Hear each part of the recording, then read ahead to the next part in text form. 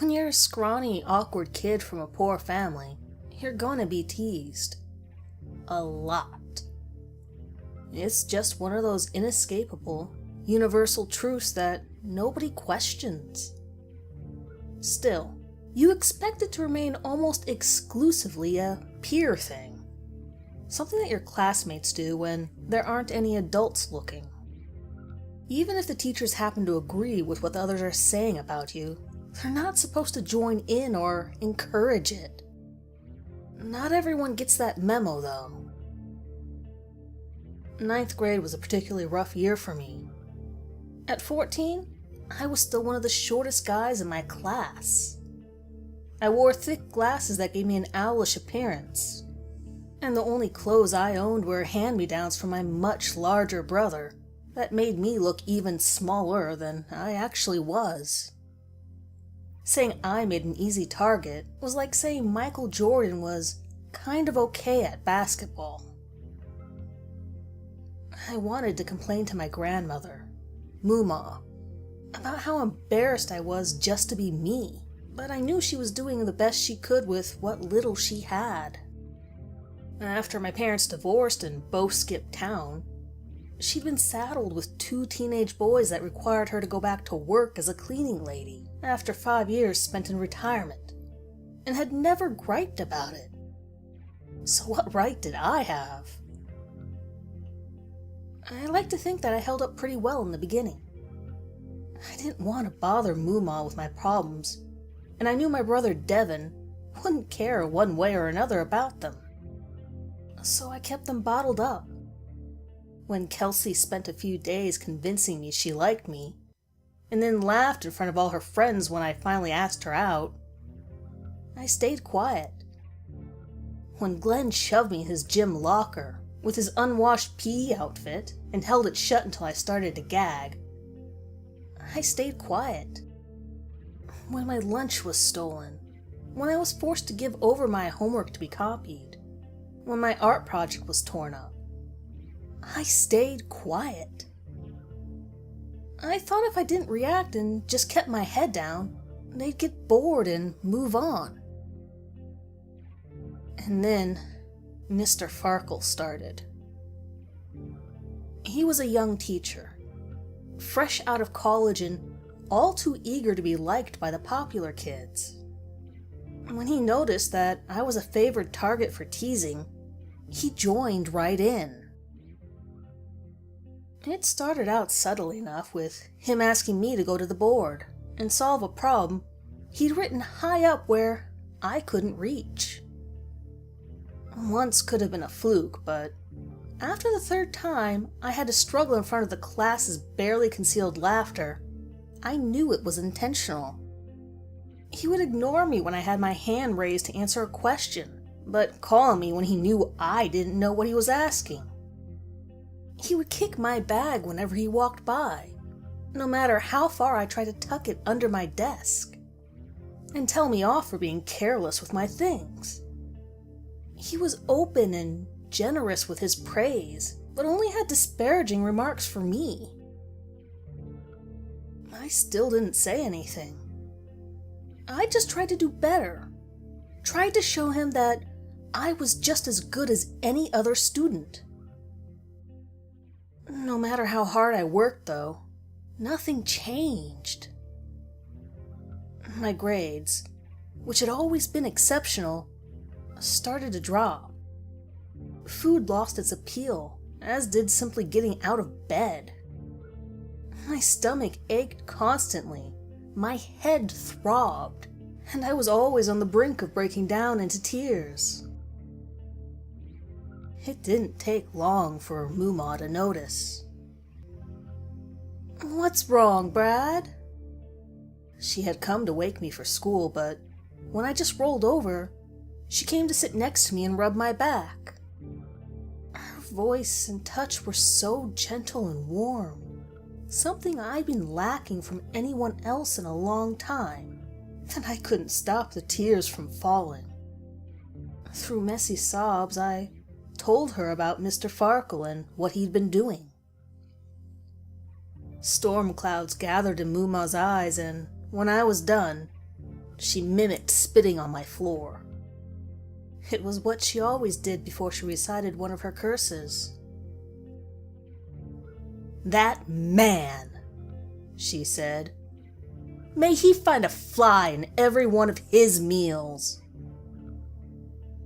Moomaw didn't believe in wishing ill on others.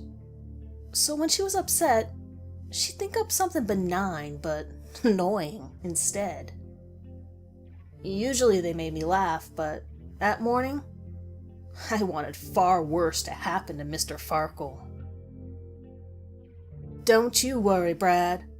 I'm gonna take care of this for you." Before I could beg her not to get involved, she had stomped out of the room. Mr. Farkle's behavior did change a bit after that. He now ignored me completely, except to grade my work with almost painful pettiness, taking any excuse to mark me off. He must have told some of the other kids whom he was friendly with that I'd gotten him in trouble, because suddenly I was being pelted with spitballs and crumpled paper throughout class. I just bit my lip, clenched my fists, and tried to endure it as best I could. I even managed a small, almost smile when I saw him waving irritably at a fly that was buzzing around his open soda bottle a few days after Moomaw's curse. Any enjoyment I got out of it was quickly squashed, though, when a wet, sticky wad of paper hit me in the back of my head. There was a brief respite from the abuse when Mr. Farkle was out sick for almost a week, and we had a no-nonsense substitute. Being able to complete my math work in peace was almost magical. It didn't last, though, and when Mr. Farkle returned, he was in a worse mood than I'd ever seen him. He'd lost a lot of weight while he'd been out, and his skin was pale and drawn. Dark circles rimmed his eyes. Severe food poisoning, we learned.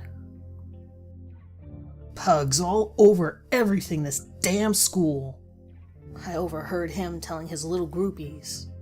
"It's no wonder I got sick with how often I've been having to brush them off anything I eat." Again, I thought of Moomaw's curse and quietly delighted in the coincidence. He must have sensed that I wasn't exactly upset that he'd been out, because it wasn't long before I was on his radar again. The brunt of his foul temper was unleashed in a rant over how I needed to pay attention in class after I couldn't figure out a problem quickly enough.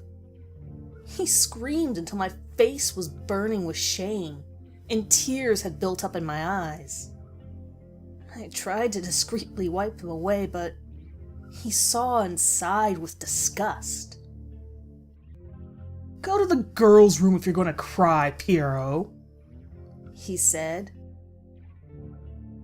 The class giggled and whispered behind me as I hurried out. Moomaw was livid when she found out. That man! She was shaking with anger. May his shoes fit poorly and pinch his toes. You sit tight. I'm gonna call the school.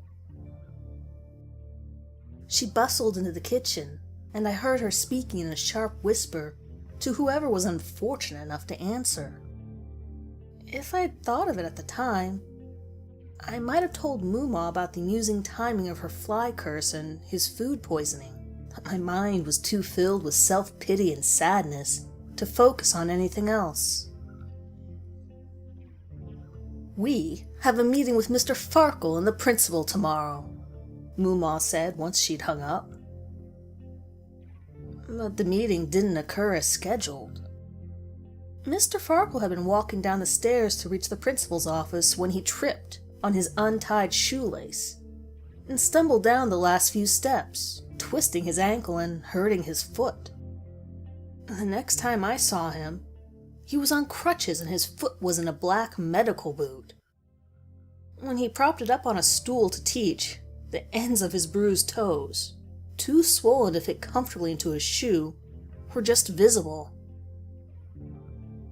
I told myself to remember to mention it to Moomaw that afternoon when she came down to the school for the meeting, figuring she'd get a kick out of the timing of the accident after her curse. But the seriousness with which she carried herself when she arrived told me it would be better to just stay quiet.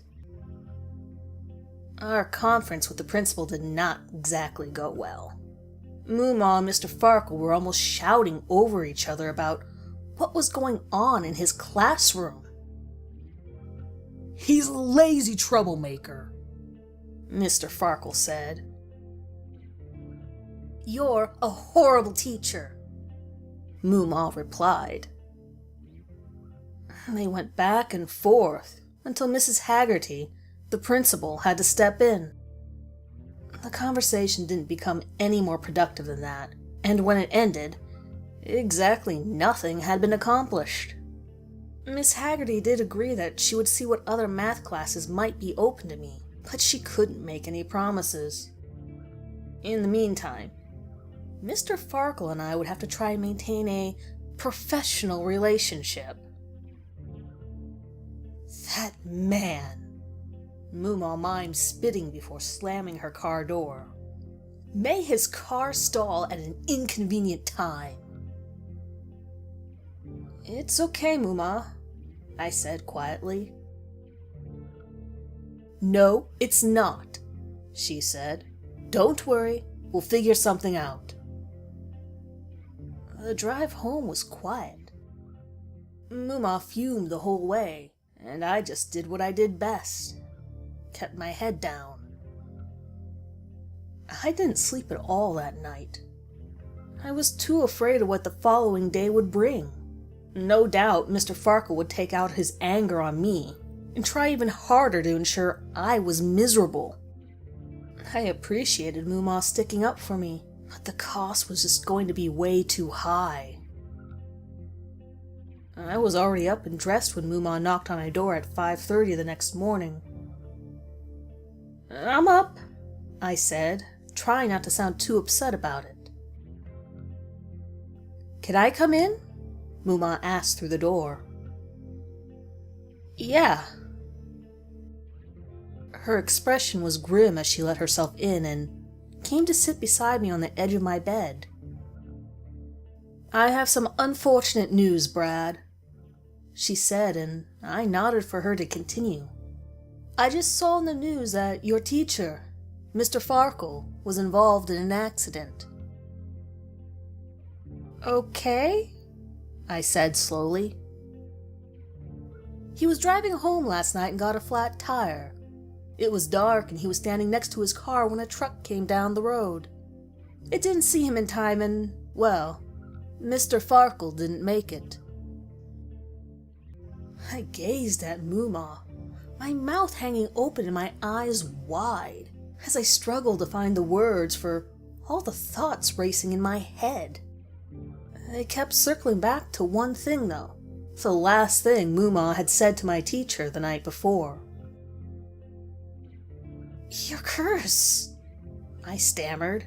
"You wanted his car stall and his shoes not to fit in the flies." "What?" She looked baffled, so I reminded her of her curses and told her about everything that had happened to Mr. Farkle after each one. You wanted this to happen, didn't you?" Moomaw tutted her tongue and smoothed my hair away from my face. "Of course not, Brad. You know I don't wish ill on anyone." "But you know me better than that, young man. Now finish getting dressed and come downstairs for breakfast." "Everything you said happened, Moomaw," I said earnestly as she got up. "How?" "You think an old woman's silly words could kill a man?" "I don't know," I said doubtfully, knowing how dumb it sounded. "Maybe?" She paused in the doorway and half turned to me. "No, dear, that's ridiculous. It wasn't what I said that hurt Mr. Farkle. It was what was listening that did. What? She just smiled and walked out. Moomaw? I called after her, but she didn't respond. She just left me sitting in my room, staring at where she'd been long after she'd gone. Very confused and more than a little afraid.